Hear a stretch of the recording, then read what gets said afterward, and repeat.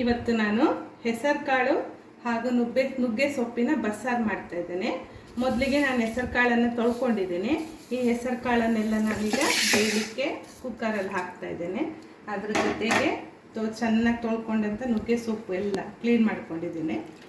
ಈ ಸೊಪ್ಪನ್ನು ಕೂಡ ಇದರ ಜೊತೆಗೆ ಬೇಯಿಸ್ಲಿಕ್ಕೆ ಹಾಕ್ತೇನೆ.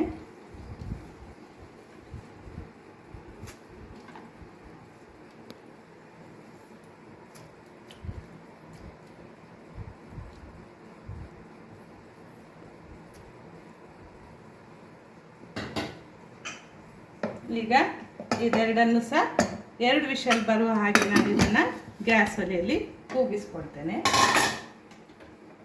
2 ವಿಷಲ್. ಈಗ ಬಸ್ಸಾರಿಗೆ ರುಬ್ಕೊಳ್ಳಿಕ್ಕೆ ಹಸಿಮೆಣಸು ಒಂದು 5ರಿಂದ 6, ಖಾರ ನೋಡಿ ಹಾಕ್ಕೊಳ್ಳಿ. ಹಸಿ ಈರುಳ್ಳಿ ಹಾಕಿದ್ದೇನೆ, 1 ಅಥವಾ ಅರ್ಧ ಅಥವಾ 1 ಹಾಕಿದ್ದೇನೆ. ಉರಿಲಿಕ್ಕೆ ಫ್ರೈ ಆಗಲಿಕ್ಕೆ ಸ್ವಲ್ಪ ಎಣ್ಣೆ ಹಾಕ್ತೀನಿ.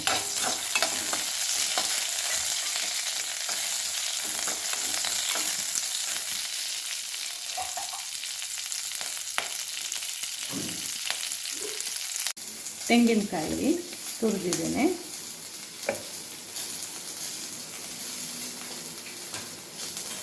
ಹುರ್ಕೊಂಡಿದ್ವಲ್ಲ ಹಸಿಮೆಣಸು ಈರುಳ್ಳಿ ಇದಕ್ಕೆ ಹಾಕ್ತೇನೆ. ಹಾಗೆ ಕೊತ್ತಂಬರಿ ಸೊಪ್ಪು, ಬೆಳ್ಳುಳ್ಳಿ,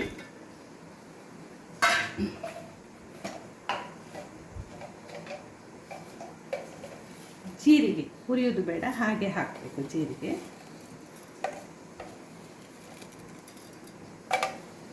ಹಾಗೆ ನೆನೆಸಿಟ್ಕೊಂಡಂಥ ಹುಣಸೆ ಹಣ್ಣು ಅದು ಸಹ ಹಾಕ್ತಾ ಇದ್ದೇನೆ. ಇದೆಲ್ಲ ಹಾಕಿ ಸಣ್ಣಗೆ ಗ್ರೈಂಡ್ ಮಾಡ್ಕೊಂಡು ಬರ್ತೇನೆ. ಈಗ ಬೆಂದಂತಹ ಹೆಸರುಕಾಳು ನುಗ್ಗೆ ಸೊಪ್ಪು ಬೆಂದಿದೆ ನೋಡಿ. ಹೆಸರುಕಾಳು ಸಹ ಈಗ ಇದನ್ನು ಸಪ್ರೇಟ್ ಮಾಡ್ತೇನೆ.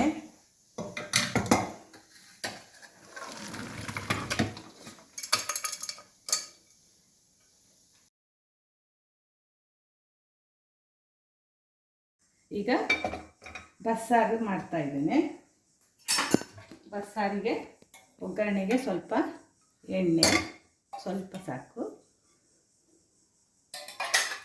ಎಣ್ಣೆ ಕಾಯ್ತಿದ್ದ ಹಾಗೆ ಸ್ವಲ್ಪ ಸಾಸಿವೆ ಚಟ್ಪಟ ಅಂತಿದ್ದಾಗೆ ಬೆಳ್ಳುಳ್ಳಿ ಹಾಕಿದೆ, ಕರಿಬೇವಿನ ಸೊಪ್ಪು, ಒಣಮೆಣಸು,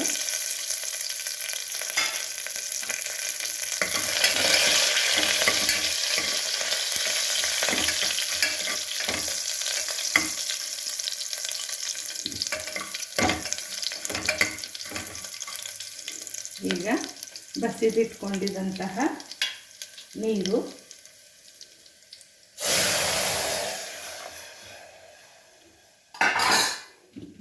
ಈಗ ಆಗ ರುಬ್ಬಿದ್ನಲ್ಲ ಆ ರುಬ್ಬಿದಂತಹ ಮಸಾಲೆ ಕೂಡ ಹಾಕ್ತಾ ಇದ್ದೇನೆ.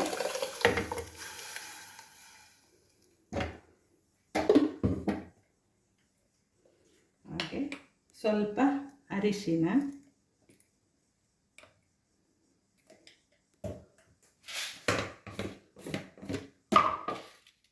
ಕಲ್ಲುಪ್ಪು ಹಾಕ್ತಾ ಇದ್ದೇನೆ.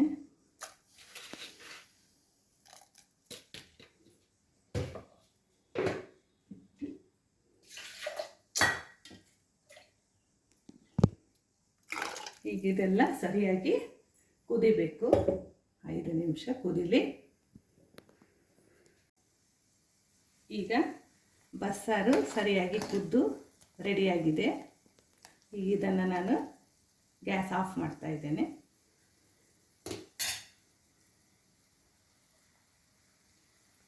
ಬಾಣಲಿ ಇಡ್ತಾ ಇದ್ದೇನೆ. ಹೆಸರುಕಾಳು ನುಗ್ಗೆ ಸೊಪ್ಪಿನ ಪಲ್ಯ ಮಾಡ್ತೇನೆ. ಎಣ್ಣೆ,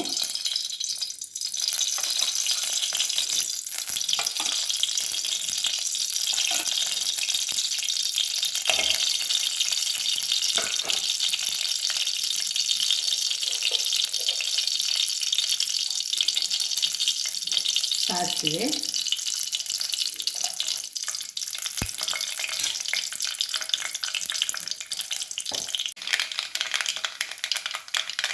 ಸಾಸಿವೆ ಆಯಿತು. ಈಗ ಬೆಳ್ಳುಳ್ಳಿ ಹಾಕ್ತೇನೆ, ಒಣಮೆಣಸು, ಹಸಿಮೆಣಸು,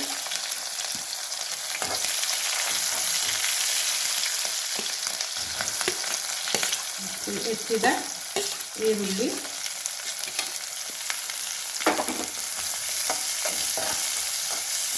ಸರಿಯಾಗಿ ಫ್ರೈ ಮಾಡಬೇಕು.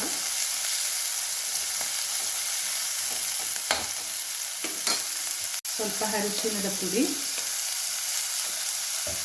ಹಾಗೆ ರುಚಿಗೆ ತಕ್ಕಷ್ಟು ಉಪ್ಪು. ನಾನಲ್ಲಿ ಹೆಸರು ಕಾಳು ನುಗ್ಗೆ ಸೊಪ್ಪು ಬೇಯಿಸುವಾಗ ಯಾವುದೇ ಉಪ್ಪನ್ನು ಸೇರಿಸಿರಲಿಲ್ಲ, ಹಾಗಾಗಿ ಇದು ಉಪ್ಪು ಹಾಕ್ತಾ ಇದ್ದೇನೆ.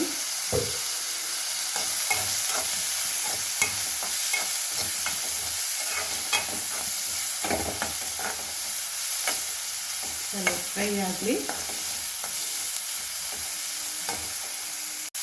ಫ್ರೈ ಆಗ್ತಾ ಇದೆ. ಈಗ ಬಸಿದಿಟ್ಕೊಂಡಿರುವಂಥ ಹೆಸರು ಕಾಳು ನುಗ್ಗೆ ಸೊಪ್ಪು ಸೇರಿಸ್ತಾ ಇದ್ದೇನೆ.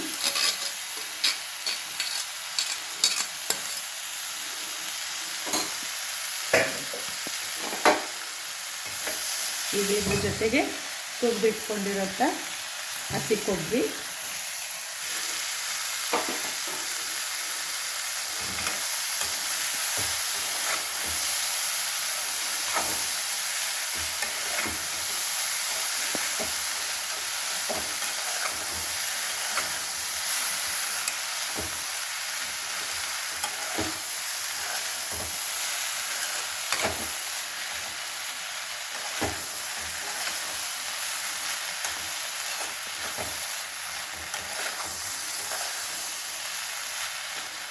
ಈಗ ಹೆಸರು ಕಾಳು ಹಾಗೂ ನುಗ್ಗೆ ಸೊಪ್ಪಿನ ಪಲ್ಯ ರೆಡಿಯಾಗಿದೆ.